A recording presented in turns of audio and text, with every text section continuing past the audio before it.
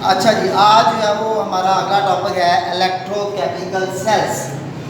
तो जैसे पहले मैंने बताया कि जो ये चैप्टर है ये इलेक्ट्रिसिटी और केमिकल रिएक्शन के माबैन ताल्लुक़ का जो है ना वो मुशाहिदा करता है। यानी कि हमने केमिकल रिएक्शन से बिजली पैदा करवानी है या हमने इलेक्ट्रिसिटी को यूज़ करके केमिकल रिएक्शन करवाना है। तो ऐसा सिस्टम जिसमें हम ये अगर केमिकल रिएक्शन से बिजली पैदा करवाएं या बिजली से केमिकल रिएक्शन करवाएं तो उसको हम कहते हैं इलेक्ट्रोकेमिकल सेल। तो बेसिकली इलेक्ट्रोकेमिकल सेल क्या होता है, एक बीकर होता है, एक बीकर, ठीक है, उसके अंदर किसी भी साल्ट का सोल्यूशन होगा या समझ लें कि इसके अंदर जो वो पानी है, पानी के अंदर कोई भी साल्ट हल किया गया है, सोडियम क्लोराइड हो गया, आम जो नमक होता है वो इसके अंदर जो है ना वो हल कर दिया, ठीक है। तो साथ में हमने क्या किया, इसको हमने जो है ना वो बाहर जोड़ दिया किसी बैटरी के साथ। इसके अंदर जो है वो दो इलेक्ट्रोड हैं, इलेक्ट्रोड कहते हैं ऐसा मेटल की जो है ना वो एक पतली सी है या मेटल का जो है ना वो बनी हुई वो चीज़ जो कि इस सिस्टम के अंदर जो है ना वो यूज़ करेंगे तो वो बनेगी। यानी कि हम कहेंगे कि ये इसका इलेक्ट्रोकेमिकल सेल का जो है वो पार्ट है। तो ये अब एक इलेक्ट्रोकेमिकल सेल की डायग्राम आपके सामने जो है वो नज़र आ रही है, ठीक है, जिसमें हम जो है ना मुख्तलिफ जो केमिकल है उसको जो है ना वो इस्तेमाल कर रहे हैं और साथ में जो है वो बैटरी है। बैटरी से जैसे हम इसको कनेक्ट करेंगे तो ये पूरा जो है ना वो एक किस्म का इलेक्ट्रोकेमिकल सेल बन जाएगा। हम इसको जो है ना वो स्टोरेज डिवाइस भी कह सकते हैं, क्या, जिसमें मैंने आपको बताया कि जैसे बैटरी को हम लगाएंगे तो ये इसके अंदर से जो है ना वो करंट गुजरेगा और केमिकल रिएक्शन जब वाक़ होगा तो ये जो है स्टोरेज डिवाइस के तौर पे भी काम करता है। इलेक्ट्रोकेमिकल सेल की दो टाइप्स हैं, एक हम कहते हैं इलेक्ट्रोलिटिक सेल और दूसरे को हम कहते हैं गैल्वेनिक सेल। सीधी सी बात है, जब दो काम है कि इलेक्ट्रिसिटी से केमिकल रिएक्शन करवाना है तो उसकी बेस पे जो है वो बन जाएगा इलेक्ट्रोलिटिक सेल, और अगर केमिकल रिएक्शन से बिजली पैदा करनी है तो फिर बन जाएगा वो गैल्वेनिक सेल, ठीक है। तो ये जो है ना वो सेल की जो है वो दो टाइप्स आएगी। उसके बाद हमने क्या किया है कि आपके पास जो है ना यहाँ पे 3 बीकर नज़र आ रहे हैं। तो सीधी सी बात है, जैसे पहले आपको मैंने बताया कि हमें जो है वो बीकर चाहिए, बीकर के अंदर सोल्यूशन चाहिए।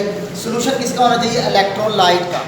इलेक्ट्रोलाइट क्या होता है, इलेक्ट्रोलाइट ऐसा सब्सटेंस जो कि पिघली हुई हालत में या एक्वा सोल्यूशन की शक्ल में बिजली को गुजरने दे, उसमें से बिजली जो है ना वो कंडक्ट हो सके, बिजली गुजर सके, ऐसे सब्सटेंस को हम कहते हैं इलेक्ट्रोलाइट। मसलन नमक हो गया, सोडियम क्लोराइड, जब पानी में हल किया हुआ होगा तो उसमें से बिजली गुजर सकती है। जैसे कि हम जानते हैं कि हमें पानी से करंट लगता है, जबकि आप देखेंगे, आपने अगर जो है वो पढ़ा होगा या सुना होगा कहीं से कि वैसे तो जो आता है ना पानी उसमें करंट, उससे करंट नहीं लगता, लेकिन आप देखते हैं कि हमें तो पानी से करंट लग जाता है। उसकी वजह क्या है, उसको यही है कि पानी के अंदर नमकियात है, साल्ट हल हुए हुए हैं, जिसकी वजह से जो है ना हमें करंट जो है ना वो फील होता है, हमें इलेक्ट्रिसिटी जो है ना वो फील होती है। तो ऐसा कि सब्सटेंस जो कि जिसमें से जो है वो इलेक्ट्रिसिटी गुजर जाए, या उसे हम कहते हैं इलेक्ट्रोलाइट। ये 3 बीकर आपको जो नजर आ रहे हैं। ये एक बीकर है जिसके अंदर क्या है, पानी है। इस पानी के अंदर NaCl या NaOH या H2SO4, इन तीनों में से कोई सा एक साल्ट इसके अंदर हल किया गया है। जैसे मसलन फर्ज किया, हम अपने जो है ना आसानी के लिए हम सोडियम क्लोराइड ले लेते हैं, पानी में नमक हल कर दिया।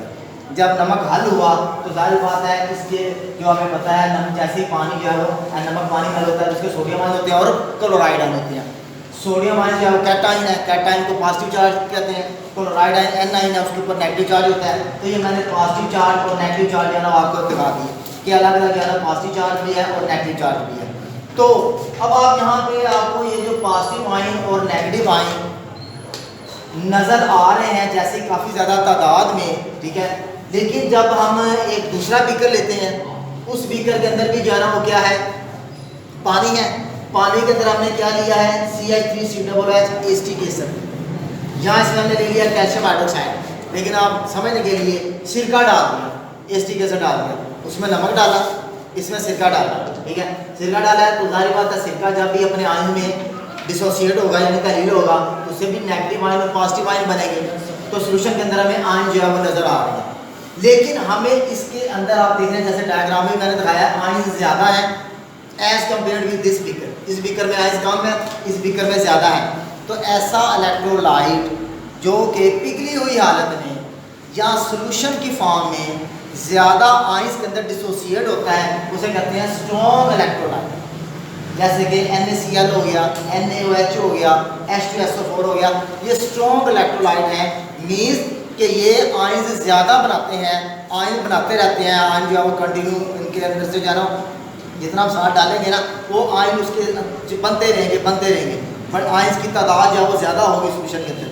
लेकिन जब हम सिरके को डालेंगे एसिटिक एसिड इसके जो आयंस हैं ये कम बनेंगे। ये देख रहे हैं आयंस मैंने जो डायग्राम में कम बनाए हैं, यानी कि ये कम आयन बनाएंगे। ऐसे इलेक्ट्रोलाइट जो कि आयंस कम बनाते हैं या जिनकी जो है ना हम कहते हैं कि आयंस बनाने की जो टेंडेंसी है वो बड़ी कम होती है, ऐसे इलेक्ट्रोलाइट को हम कहते हैं वीक इलेक्ट्रोलाइट। ठीक है जी। और एक तीसरा बीकर भी हमारे पास आ गया। इस बीकर के अंदर भी पानी है, पानी में हमने क्या किया, शुगर डाल दी, चीनी, आम जो चीनी होती है जो हम खाते हैं उस चीनी को जो है हमने हल किया है। अब देखिए यहाँ पे आपको कोई आयन नजर नहीं आ रहा, डायग्राम में कोई आयन नजर नहीं आ रहा। शुगर के मॉलिक्यूल है, यानी कि ये आयन में डिसोसिएट नहीं हुआ। तो ऐसा इलेक्ट्रोलाइट जो कि आयंस में डिसोसिएट ना हो और इलेक्ट्रिसिटी को भी ना गुजरने दे उसे हम कहते हैं नॉन इलेक्ट्रोलाइट। अच्छा, अब तो ये है कि ये तो मैंने डायग्राम के जरिए आपको बता दिया, यहाँ पे मैंने लिख भी दिया कि ये इसके अंदर आयन नहीं बने, इसमें कम आयंस बने हुए हैं, इसमें ज़्यादा आयंस बने हुए हैं। हमें कैसे पता चलेगा? आयंस तो नज़र ही को नहीं आते, एटम और आयंस तो नज़र ही को नहीं आते, तो हमें कैसे पता चलेगा इसके अंदर आयंस ज़्यादा है, इसके अंदर आयंस कम है, इसके अंदर आयंस है ही कोई? तो कोई तो तरीका होना चाहिए। हम क्या करेंगे? हाँ जी, बॉयल करने से नहीं, बॉयल करने से आयंस का क्या करोगे? बॉयल करने से नहीं होगा। हमने यहाँ पे अब ये केमिकल की तो बात कर ली, इलेक्ट्रिसिटी का अभी तक जिक्र नहीं किया। हम इलेक्ट्रिसिटी को यूज़ करेंगे। हम क्या करते हैं, इसके अंदर जो है ना वो एक इलेक्ट्रोड ये बना हुआ नजर आ रहा है, एक इलेक्ट्रोड ये। इलेक्ट्रोड क्या है? एक मेटल की स्ट्रिप कह लें, पतरी कह लें, मेटल की दो पतरियाँ हमने लगा दी। इस पतरी को हमने तार ली है, तार लिए कि हमने इसको एक बल्ब के साथ जो है वो जोड़ दिया। एक दूसरी तार ली है, उस तार का एक किनारा हमने बल्ब के साथ जोड़ दिया, उसके साथ, और उसका जो किनारा है हमने वो जो बैटरी है, यानी कि आप समझ लें जैसे एक सेल होता है, जो आम सेल है, ये घड़ी वाला सेल है, उसके नेगेटिव टर्मिनल के साथ जोड़ दिया। एक तार को हमने उसी बैटरी के पॉजिटिव टर्मिनल से जोड़ा है और उसको हमने इस पतरी के साथ जोड़ दिया। जैसे हम ये सर्किट मुकम्मल करेंगे, ये बैटरी है, इसके अंदर करंट है, ये करंट जो है ना वो क्या है, जब ये सर्किट पूरा होगा करंट जो है वो चलेगा तो हम देखेंगे कि ये जो बल्ब है ये क्या हो जाएगा, जलने लग जाएगा, रोशन हो जाएगा, इसमें से लाइट निकलेगी। ठीक है, यही जो तजर्बा है हम इस वाले सोल्यूशन के ऊपर भी करेंगे। इसमें क्या है, इसमें एसिटिक एसिड है, उसमें सोडियम क्लोराइड है, इसके अंदर सोडियम क्लोराइड है, इसके अंदर एसिटिक एसिड है। ये वैसे मैंने एग्जांपल दिया है कि ये स्ट्रॉन्ग इलेक्ट्रोलाइट है, ये वीक इलेक्ट्रोलाइट है। लेकिन एक्सपेरिमेंट के अंदर हमने जो है ना इसमें सोडियम क्लोराइड लिया है, इसके अंदर हमने एसिटिक एसिड लिया है। जब यही तजर्बा या ये एक्सपेरिमेंट हम एसिटिक एसिड के साथ करेंगे तो हम देखेंगे कि जो बल्ब है वो इतना ज़्यादा रोशन नहीं होगा, मध्यम लाइट है। जबकि इसके अंदर जब हम यही एक्सपेरिमेंट करेंगे, इसी तरह जो है वो स्ट्रिप लगाएंगे, उसके साथ जो है ना वो बल्ब लगाएंगे और बल्ब उसके बाद जो है वो बैटरी लगाएंगे, तो बल्ब जो है वो लाइट उसकी ऑन ही नहीं होगी, बल्ब जो है वो रोशन ही नहीं होगा। बात ये है कि अगर मैं कहता हूँ कि कान इधर से पकड़ लें या कान इधर से पकड़ लें, पहले हमने क्या किया, या अगर फ़र्ज़ किया मैंने आपको कोई चीज़ नहीं बताई, जो पहले मैंने लेक्चर दिया है वो मैंने नहीं दिया, मैंने आपके सामने ये 3 बीकर रख दिए और आपको मैंने बता दिया कि एक बीकर के अंदर मैंने ये किया है, बल्ब या वो ऑन हो गया है, दूसरे मैंने ये किया है बल्ब की जो रोशनी है वो मध्यम है, तीसरे में हमने क्या किया, बल्ब ऑन ही नहीं हुआ। वजह बयान करें क्यों नहीं हुआ, उसकी रोशनी कम क्यों है, उसकी रोशनी ज़्यादा क्यों है, दोनों के मुकाबले में, इन दोनों के मुकाबले में, कि इसकी रोशनी इस बल्ब से ज़्यादा होगी, इसकी कम होगी, और यहाँ पे बल्ब ऑन नहीं होगा, वजह बयान करें। तो इस तरह कर लें, या जैसे पहले मैंने आपको इसकी वो बता दी अंदर इसका मैकेनिज्म, यानी कि ये तरीक़ेकार क्या होता है, बाद में हमने वो सेटअप लगाया। ठीक है, तब इस तरह कर ले तो बात जो है ना वो एक ही आ जाएगी। तो मेरा ख्याल है थोड़ी सी जो है ना आपके ज़हन में ये बात आ गई होगी कि इस बल्ब की लाइट ज़्यादा क्यों है, क्योंकि इस सोल्यूशन के अंदर आयंस ज़्यादा है। अब जैसे ही हम ये सर्किट मुकम्मल करेंगे, अच्छा अब आपको पता है कि जो बैटरी होती है उसके 2 टर्मिनल होते हैं, positive terminal, negative terminal. Battery के पॉजिटिव टर्मिनल के साथ जिस इलेक्ट्रोड को लगाएंगे उसका भी पॉजिटिव टर्मिनल ही बनेगा। बैटरी के टर्मिनल, ये पॉजिटिव टर्मिनल इसका नहीं है, एक्चुअली ये बैटरी का टर्मिनल है। हम बजाय कि सेल को इसके ऊपर पकड़ कर रखे, हम तारे लगा देते हैं, ज़रा काम आसान रह जाता है। आगे देखा जाए तो ये इसके ऊपर भी रखा जा सकता है, लेकिन हम तार लगाते हैं ताकि सर्किट जो है वो लग ही रहे। एक्चुअली ये जो पॉजिटिव टर्मिनल है ये बैटरी का पॉजिटिव टर्मिनल है और ये जो नेगेटिव टर्मिनल है ये बैटरी का ही नेगेटिव टर्मिनल है। ये इलेक्ट्रिसिटी आगे फिर इसके अंदर भी आप डिटेल में पढ़ेंगे 10th के अंदर इलेक्ट्रिसिटी के पूरे चैप्टर आएंगे, ठीक है। तो जैसे हम ये सर्किट मुकम्मल करते हैं, ठीक है, ये बैटरी है, बैटरी के अंदर जो क्या है, करंट है, इलेक्ट्रॉन है, ठीक है, ये इलेक्ट्रॉन जो है फ्लो करेंगे। लेकिन उससे पहले ये जो सोल्यूशन है, सोल्यूशन के अंदर भी आयंस मौजूद है, positive ion, negative ion. Sodium chloride को जैसे हम पानी में डालते हैं, वाटर के अंदर जब आप डालेंगे H2O वाटर के अंदर, इसमें से निकलेंगे सोडियम आयंस और क्लोराइड आयंस। सोडियम आयंस के ऊपर कौन सा है, पॉजिटिव चार्ज, क्लोरीन के ऊपर कौन सा है, नेगेटिव चार्ज। अब ये जो सोल्यूशन के अंदर नेगेटिव चार्ज है ये किसकी तरफ जाएंगे, पॉजिटिव टर्मिनल की तरफ। Electrode negative ions positive terminal की तरफ जाएंगे, ये नेगेटिव आयंस पॉजिटिव टर्मिनल की तरफ जाएंगे। ये देखिए, ये इसको मैंने यहाँ पे ऐसे नहीं किया, ये नेगेटिव टर्मिनल। नेगेटिव जो आयंस हैं वो पॉजिटिव टर्मिनल की तरफ जाएंगे। वहां पे क्या करेंगे, इलेक्ट्रॉन जो वो डिपॉजिट कर देंगे, यानी इनके अंदर इलेक्ट्रॉन है, पॉजिटिव टर्मिनल जाएंगे, इलेक्ट्रॉन दे देंगे। इलेक्ट्रॉन जो तार से फ्लो होते हुए बैटरी से गुजरेंगे, बैटरी से होते हुए ये बल्ब से गुजर के और दोबारा जाना, ये सर्किट पूरा करेंगे। और यहाँ पे क्या होगा, जो पॉजिटिव आयन है वो नेगेटिव टर्मिनल की तरफ जाएंगे और यहाँ पे जो डिपॉजिट होते जाएंगे। इलेक्ट्रॉन तो फ्लो करेंगे ना, लेकिन जो सोडियम आयंस हैं, जो पॉजिटिव आयंस हैं, वो इस पतरी के ऊपर डिपॉजिट होते जाएंगे, लेकिन सर्किट मुकम्मल हो जाएगा। तो चूंकि इसके अंदर आयंस ज़्यादा है, ज़्यादा आयंस फ्लो कर रहे हैं, फ्लो करने की वजह से बल्ब की जो लाइट है वो ज़्यादा है, उसकी इंटेंसिटी ज़्यादा है, शीतल ज़्यादा है। इस सोल्यूशन के अंदर आयंस कम है, क्यों, क्योंकि ये एसिटिक एसिड है। एसिटिक एसिड इतने ज़्यादा आयंस पैदा नहीं करता। जब आयंस कम होंगे तो तार में से आयंस कम गुजरेंगे, इलेक्ट्रॉन कम गुजरेंगे, इलेक्ट्रॉन कम गुजरेंगे तो बैटरी से कम गुजरेंगे, बल्ब से कम गुजरेंगे और ये सर्किट से इलेक्ट्रॉन कम तादाद में गुजरेंगे। जब कम तादाद में गुजरेंगे तो इसकी जो लाइट है वो मध्यम होगी, वीक फेंट लाइट होगी, ठीक है, इसलिए जो है इसकी जो लाइट है वो कम होगी। शुगर सोल्यूशन के अंदर आयंस मौजूद ही कोई नहीं है, यानी शुगर के आयंस बनते ही नहीं है। शुगर पानी में हल तो हो जाती है, हम कहते हैं चीनी पानी में हल हो जाती है, लेकिन चीनी का पानी में हल होती है, उसके आयंस जो है वो नहीं बनते, क्योंकि ये कोवलेंट कंपाउंड है। आयंस नहीं होंगे तो आयंस नहीं है, तो जब वो इलेक्ट्रॉन के अंदर वो तार के अंदर से फ्लो नहीं करेंगे तो जो है वो बल्ब क्या वो रोशन ही नहीं होगा। इसलिए हम कह सकते हैं कि ये क्या है, ये नॉन इलेक्ट्रोलाइट है, क्योंकि ये इलेक्ट्रिसिटी कंडक्ट नहीं करता। It does not conduct electricity, it weak electrolyte, यानी कि वीक कंडक्टर ऑफ इलेक्ट्रिसिटी है, ठीक है। और ये क्या है, स्ट्रॉन्ग कंडक्टर ऑफ इलेक्ट्रिसिटी है, ये बिजली को जो है वो ज़्यादा गुजर देता है, इसलिए strong electrolyte, weak electrolyte, non. इसी को हम मैंने इक्वेशन के जरिए भी यहाँ पे लिखा है। ये इक्वेशन से अगर आप देखेंगे तो सोडियम क्लोराइड है, सिंगल एरो है। सिंगल एरो का मतलब है जितना भी नमक इसके अंदर हल करेंगे वो सारे का सारा आयंस के अंदर डिसोसिएट हो जाएगा। सोल्यूशन के अंदर आयंस ही आयंस हमें नजर आएंगे, आयंस ही आयंस नजर आएंगे। लेकिन जब वीक इलेक्ट्रोलाइट है इसमें डबल एरो है। डबल एरो का मतलब ये है कि एसिटिक एसिड आयंस के अंदर डिसोसिएट होगा, आयंस दोबारा मिलकर एसिटिक एसिड बनाते जाएंगे, आयंस बनते जाएंगे, एसिटिक एसिड बनता जाएगा। यानी इक्विलिब्रियम के अंदर हमें कुछ मिकदार में आयंस भी मिलेंगे और कुछ मिकदार में एसिटिक एसिड भी मिलेगा। इसमें हमें सारे के सारे आयंस ही मिलेंगे, नमक नहीं मिलेगा। यहाँ पे हमें जो है वो एसिटिक एसिड मिलेगा, आयंस भी मिलेंगे, तो आयंस की तादाद चूंकि कम है इसलिए जो बल्ब की रोशनी है वो कम है। यहाँ पे हमें जो है वो पूरे मॉलिक्यूल की सूरत में होगा, आयंस की सूरत में नहीं होगा। जब आयंस नहीं है तो इलेक्ट्रिसिटी जो है वो कंडक्ट नहीं होगी और ये क्या कहलाएगा, नॉन इलेक्ट्रिक। इसी को जो है अगर ये चीज़ें जो है ना वो वैसे तो आपकी बुक के अंदर बड़ा उसमें स्टेप बाय स्टेप लिख दिया है। पहले इलेक्ट्रोकेमिकल सेल का बताया है, फिर इलेक्ट्रोलाइट्स का बताया है, फिर स्ट्रॉन्ग का, फिर वीक का, फिर उसके बाद नॉन इलेक्ट्रोलाइट का, फिर उसके बाद आ गया इलेक्ट्रोलिटिक सेल। ये किस्म का मैंने इलेक्ट्रोलिटिक सेल ही यहाँ पे बनाया है। क्या बेसिकली इलेक्ट्रोलिटिक सेल जिसके अंदर जो सोल्यूशन मौजूद हो, कोई इलेक्ट्रोलाइट मौजूद हो और साथ में इलेक्ट्रोड हो और बाहर हमने इसको किसी बैटरी के साथ लगाया। ये बल्ब नहीं लगाएंगे तब भी ये इलेक्ट्रोलाइट ही कहलाएगा। असल में हमने क्या करना है, हमने इस करंट को इस्तेमाल करते हुए यहाँ पे केमिकल रिएक्शन करवाना है। बेसिकली ये काम है इलेक्ट्रोलिटिक सेल का। ये तो हम स्ट्रॉन्ग और ये जो वीक इलेक्ट्रोलाइट है इसमें फ़र्क करने के लिए मैंने आपको समझाने के लिए ये मिसाल दी है।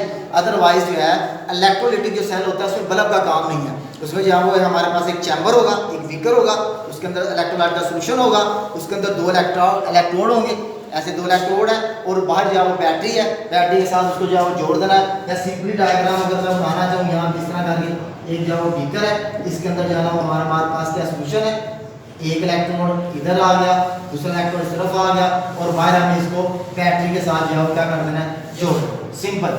और बैटरी का जो पॉजिटिव टर्मिनल है वो इलेक्ट्रोड का पॉजिटिव टर्मिनल बन जाएगा, बैटरी का जो नेगेटिव टर्मिनल है वो इस इलेक्ट्रोड का नेगेटिव टर्मिनल। ये क्या है, एक इलेक्ट्रोलिटिक सेल, सिंपल, ठीक है।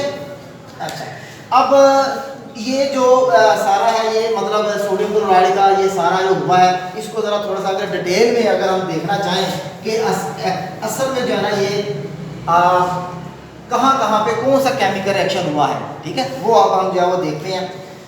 अब मैं इसी की मिसाल लूँगा सोडियम क्लोराइड की, ठीक है। सोडियम क्लोराइड की मिसाल लेते हैं, जैसे कि NaCl डिसोसिएट होगा सोडियम आयंस के अंदर, क्लोराइड आयंस के अंदर, क्लियर है, sodium ions and chloride ions. हमें पता है कि यहाँ पे दो इलेक्ट्रोड है, कैथोड भी है नोड भी है। ऐसा बैटरी का टर्मिनल जिसके ऊपर पॉजिटिव चार्ज हो वो कहलाता है एनोड।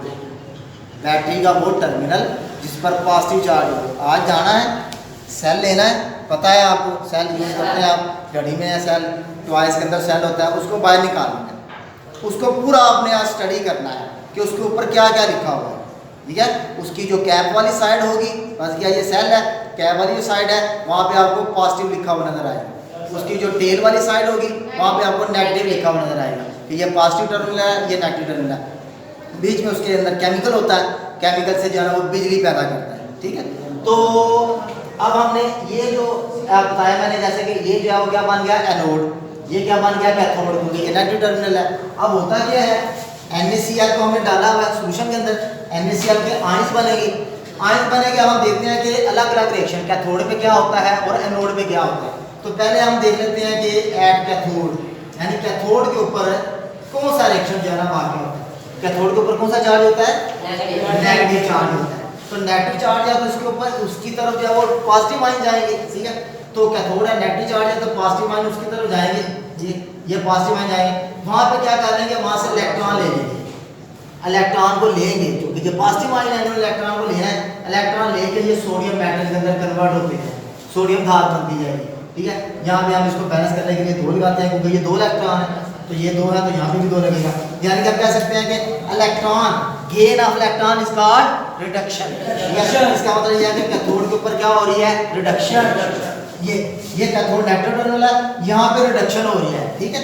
उसके बाद हम देखते हैं कि एनोड के ऊपर क्या होता है, एट एनोड, एनोड के ऊपर कौन सा चार्ज होता है, पॉजिटिव चार्ज। पॉजिटिव चार्ज है तो उसी तरफ नेगेटिव आयन जाएगी, नेगेटिव आयन कौन से हैं, chloride ion, chloride ion negative ion जाएगी, जहाँ पे जाके आयन जो है वो इलेक्ट्रॉन को लॉस कर देंगे, इलेक्ट्रॉन जो है वो सोल्यूशन के अंदर चले जाएंगे। दो इलेक्ट्रॉन है तो इसको जो है बैलेंस करने के लिए यहाँ पे दो लगाएंगे, यहाँ पे भी दो लगेगा, यानी इसको दो, ये क्लोरीन गैस बना Cl2 क्लोरीन गैस, यही दो इलेक्ट्रॉन है जो यहाँ पे आएंगे।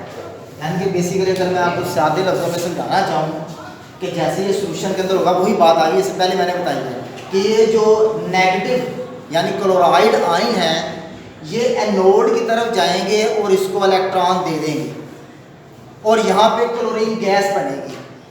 इलेक्ट्रॉन चले गए पीछे, इलेक्ट्रॉन जब निकल गए पीछे क्लोरीन के एटम रह गए, उन्होंने आपस में मिलकर क्लोरीन गैस बनाई। यहाँ पे मैं बबल्स बबल्स निकलते हुए महसूस, इस टर्मिनल पर हमें बबल जो है ना वो नजर आएंगे बनते हुए, जो कि इस बात की निशानी होगी कि यहाँ पे क्लोरीन गैस बन रही है।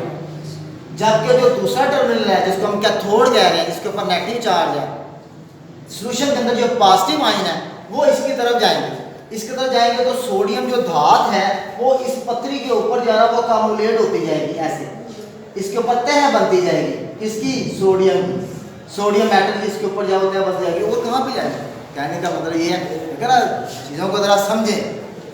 इलेक्ट्रॉन चले गए सर्कल में, वो तो चल रहे हैं, इलेक्ट्रॉन एक आयन से दूसरे आयन में वो सर्कल के अंदर चलते जा रहे हैं। रह गई पीछे कहानी सोडियम आयन की और क्लोराइड आयन की, इनके जो प्रोटॉन है वो कहाँ पे गए, मैंने बताया सोडियम मेटल की सूरत में इस पत्री के ऊपर, ऐसे इलेक्ट्रोड के ऊपर तय बनाती जाएगी, जमती जाएगी, ऊपर इकट्ठी होती जाएगी, ठीक है। और क्लोरीन गैस यहाँ पे बबल्स की सूरत में बाहर जावा निकलती जाएगी और इलेक्ट्रॉन सर्कल के अंदर घूमते रहेंगे, जिसकी वजह से बल्ब, ठीक है बच्चों, समझ आई, कोई क्वेश्चन? पानी में से नहीं सिर्फ दूध हो सकती है इलेक्ट्रिसिटी, पानी में से मैंने बताया ना। अब बात ये है कि जो प्योर वाटर है ना, जिसके अंदर कोई भी साल्ट नहीं है, उसमें से इलेक्ट्रिसिटी नहीं गुजर सकती। Pure water is a bad conductor of electricity, कि उसके अंदर जो है ना वो कोई भी आयन नहीं है तो उसमें से बिजली नहीं गुजरेगी। लेकिन अगर उसके अंदर जो है ना कोई भी आयन शामिल है, जैसा कि आम पानी है, पानी टूटी का पानी है, जो पानी हम इस्तेमाल करते हैं, इसमें से करंट गुजर सकता है। क्यों? तो उसके अंदर आयन है, क्योंकि ये पानी खालिस पानी नहीं है, खालिस पानी कहीं भी नहीं है। उस लेबॉर्ट्री के अंदर हमें खुद याव तैयार करना पड़ता है। या जो वेपर होते हैं, पानी जब भाप बनती है, वो जो भाप है ना वो प्योर वाटर है, उसके अंदर साल्ट नहीं होते। क्योंकि जब हम आपने पढ़ा इवेपोरेशन में कि पानी जो है ना वो उड़ जाता है, नीचे जो नमकियात है वो जो कंटेनर है, बर्तन है, उसकी तह के साथ जम जाते हैं और पानी भाप की सूरत में उड़ जाता है। या हम कह सकते हैं कि ये जो भाप हमारे इर्द गिर्द मौजूद है वेपर की सूरत में, वो खालिस पानी है, उसके अंदर सिर्फ वाटर के मालिक्यूल है। तो पानी जो खालिस पानी है उसमें से बिजली नहीं गुजर सकती। लेकिन जो पानी जो है वो मिलावट वाला है या जिसके अंदर साल्ट है, नमकियात है, उसमें से करंट गुजर सकता है और हमें करंट जो है वो लगता है और हम बिजली जो है वो फील करते हैं और हमें करंट लग सकता है। ठीक है, यस सर। और कर सकते जी, हैं अगर डायरेक्ट बोर्ड में लगा दें फिर डायरेक्ट जो सर बोर्ड होता है पंखे वाला उसमें डायरेक्ट लगा दें इसको नहीं, इसको कैसे लगाते हैं? ये जो करंट है ये अब आप ज़्यादा डिटेल वैसे फिजिक्स के अंदर है कि आपको पता है करंट की दो टाइप्स होती हैं, डायरेक्ट करंट और अल्टरनेटिव करंट। ठीक है, तो वो हम यूज़ नहीं कर सकते। ठीक है, क्योंकि यहाँ पे जो है ना सर्किट हमने पूरा करना है, वहाँ पे तो सर्किट पूरा नहीं होगा। ठीक है, हाँ वो नहीं यूज़ कर सकते। ठीक है जी, यस चलो थैंक यू। ये तो तू ज़रा फिजिक्स वाला कोई थोड़ा